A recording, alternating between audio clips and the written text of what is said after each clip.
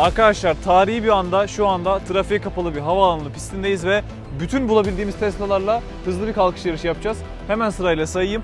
Bu gördüğünüz benim arabam. Bu yarışta sonuncu olacak olan gariban Model S 90D. Performans modeli değil, ön arka motor küçük. Bir büyük pillisi Model S 100D, yine ön arka motor küçük. Sadece daha büyük pili var. Dolayısıyla daha büyük performansı var. 2015 yılında çığır açan P85'te önünün makyajlı olduğuna bakmayın, sonradan yapıldı makyajı. Arka motor büyük, ön motor küçük ama 1500 amper verebildiği için 3.2 saniye gibi bir sürede 0-100'e çıkabiliyor. 2016'nın sonunda yapılmış bir P90D, P85'in üstüne hem sigortanın hem de pilin büyütülmesi yapılmış bir P90D. Efsanevi 2017 model P100D, bugünkü performans P100D'lerden daha yavaş olsa da yine 100 kWh'lik büyük motorluk, yeni sigortalı ve SpaceX'in kullandığı Inconel malzemesiyle sigorta kullanan bir P100D. Burada da gördüğünüz gibi bir P90D Model X ve bir adet uçak. Ve böyle bir ortamda, böyle çılgın bir ortamda önümüzde 1000 metrelik bir pist var. Ve bu 1000 metrede bütün bu araçları yarıştırıp bütün bu yıllar içinde yapılmış farklı model Tesla'ların farkını göreceğiz.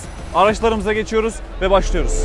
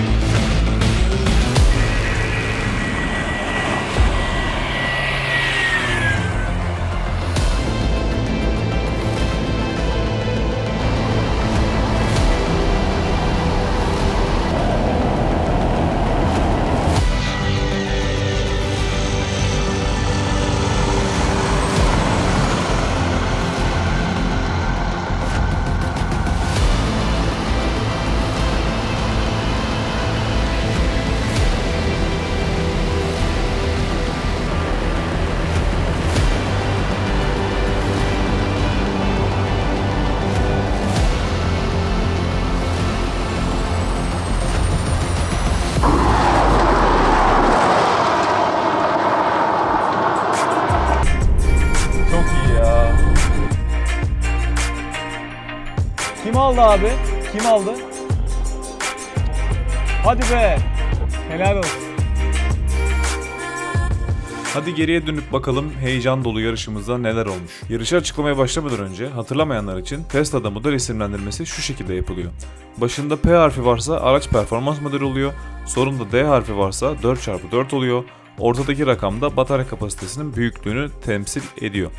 Yarışı yaptığımız havalimanında uçağın bize yaptığı güzel bir kıyakla aslında startı bize uçak vermiş oldu ve heyecan dolu yarış başladı.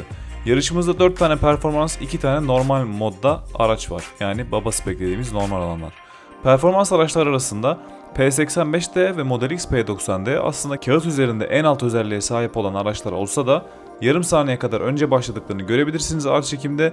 Bu yüzden yarış sürecinde ilginç sıralamalara tanıklık ediyoruz. İlk olarak kalkışı analiz edelim. P85D yarım saniye kadar önce başlasa da Model S P90D ve Model S P100D hemen P85D'yi yakalıyor ve 100 km hıza belki de ulaşmadan geçiyor. Model S P90D ve P100D arasında da ilginç bir durum var. P90D çok az daha önce kalkıyor gibi gözükse de P100D yarışta tam olarak P100D'liğini gösteremiyor. Çünkü bu yarışta kullandığımız Model S P100D'de maalesef biraz erken ısınma sorunu yaşadık. Muhtemelen gün içinde başka yarışlarda da kullanıldığı için oldu bu.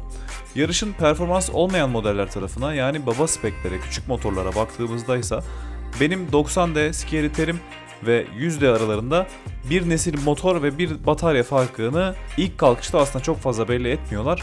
Ama 100 km hız sonrasında Scary Terim maalesef yarış boyunca en geride kalan oluyor. Ama yanlış anlaşılma olmasın, en geride kalan arabam Scary Terim'in 0-100'ü 4.4 saniye. 400 metre çizgisini ilk geçerek aslında çeyrek mil yarışını kazanan P90D oluyor. İkinci sırada P85D ve P100D garip bir şekilde kafa kafaya geçiyor. Çünkü hatırlayın, P85D yarım saniye önce başladı ve P100D ısınma problemleriyle boğuşuyor, performansını gösteremiyor. Diğer taraftan 100D'lik Model S baba spek olmasına rağmen kasa avantajını kullanıyor ve 400 metre çizgisini Model X P90D'nin önünde geçiyor performans bir araç olmamasına rağmen. Kadran görüntülerinde görebildiğimiz gibi P100D'nin sürücüsü tecrübeli bir Tesla kullanıcısı ve ısınma problemini böyle anlarda nasıl aşabileceğini biliyor ve ısınma probleminin önüne geçmek için P100D'sinde 1-2 sefer gazı bırakıp rejenerasyon yapıp tekrardan dip gaz yapmayı deniyor ısınma problemi ortadan kalksın diye, ama maalesef çare olmuyor ve bu yüzden rakipsiz kalan Model S P90D 1000 metre çizgisini oldukça önde bitiriyor ve kazanıyor. Ama onun da hemen yanında hatta neredeyse yarışı kazanmış sayabileceğimiz aynı zamanda P85D var. Çünkü P90D de yine ağır çekimde görebileceğiniz gibi 1000 metre çizgisine gelmeden fren yapmış. Onunki ısınmadan dolayı mı yoksa aranın açıldığını gördüğü için ya da mesafe kısaldı diye panikle mi yaptı bilmiyoruz ama onun da bir fren yaptığını görebiliyoruz ve o yüzden aslında kağıt üzerindeki rakamlara hiç uymayan P85D ve P90D'nin yarışı P100D'nin önünde tamamlaması gibi bir durum oluyor. Ama bu durumda yarışı hiç ısınmadan tam gaz ve tam performansla bitirebilen sadece P85D olmuş oluyor. Klasik efsane kasa 2015 model. Model X P90D ise 1000 metrede karizmasını toparlıyor ve 100D'nin önüne geçerek bütün yarışı tamamını yani 1000 metreyi Model S 100D'nin önünde bitirmiş oluyor. Geride kalan ise maalesef sadece Scary Terry yarışı sonuncu bitirse de biliyorsunuz ki o gönüllerin şampiyonu.